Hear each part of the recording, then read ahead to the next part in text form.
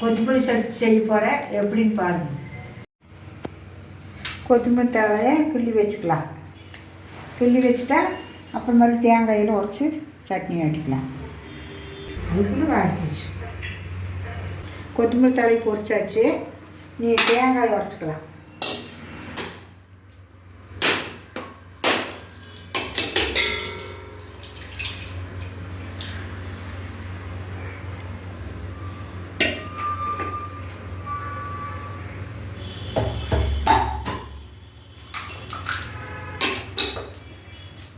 கொத்தமல்லி தழையை நல்லா தண்ணி போட்டு சுத்தமாக அலாய்ச்சிக்கணும் 2 தடவை.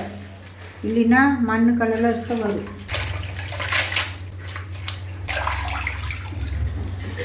வெங்காயம் திருவிக்கலாம். திருவி வச்சுட்டு அப்புறம் வணக்கலாம்.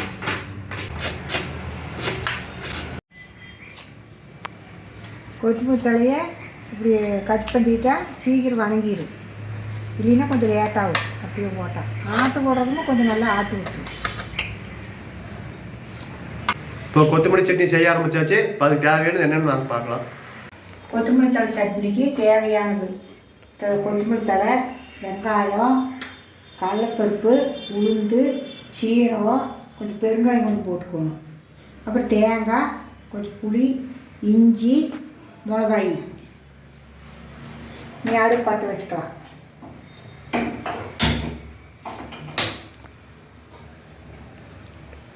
கொஞ்சம் எண்ணெய் ஊற்றுற வறுக்கிறதுக்கு.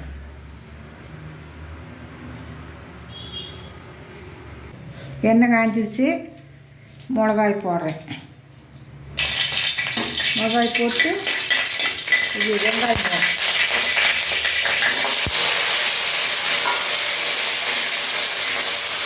தண்ணி இருந்துச்சுன்னா போடுறேன்.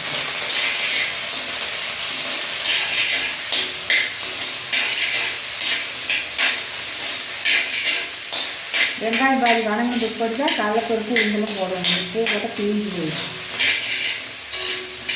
வெங்காயம் பாதி வணங்கிடுச்சு.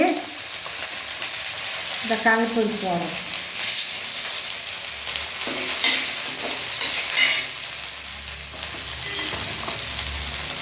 அடுத்தது உளுந்து போடுறேன்.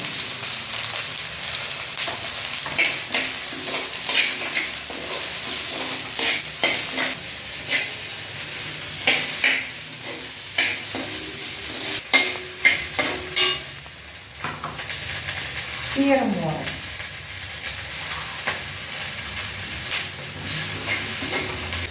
புளி போடுறேன். புளி வெங்காயத்தோட வணக்கலாம்.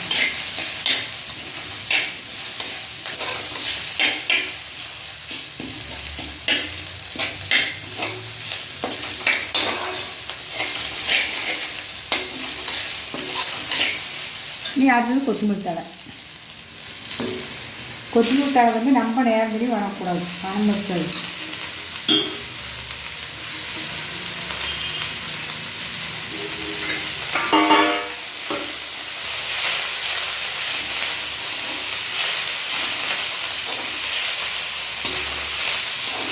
கொஞ்சம் பெருங்காய் தூள் போடுறேன்.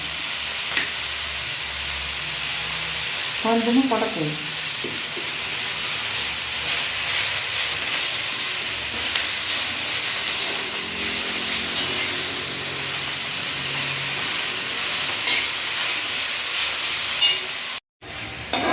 கொத்தமல்லி தழை வணங்கிருச்சு. தேங்காய் போடுறேன். தேங்காய் போட்டு சும்மா கொஞ்ச நேரம் வணங்க போகும். கொஞ்சம் உப்பும் போட்டுக்கலாம். நல்லா வணங்கி உடனே நல்லா கலந்துடும்.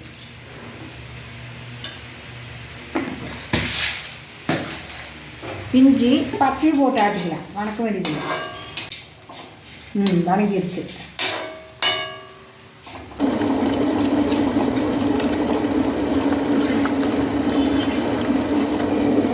கொத்தமல்லி சட்னி ஆட்டியாச்சு. தோன்றேன்.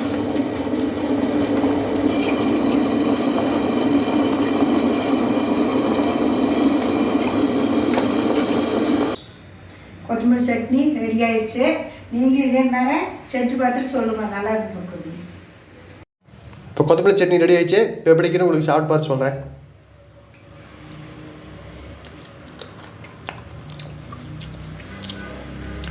எல்லாமே நல்லா இருக்குது, சூப்பராக இருக்குது. நீ கொத்தமல்லி சட்னி எப்படி செய்யறதுன்னு அம்மா செஞ்சு காமிச்சிருப்பாங்க. இதே மாதிரி நீங்களும் வீட்டில் செஞ்சு பார்த்துட்டு எப்படி இருக்குன்னு சொல்லுங்கள்.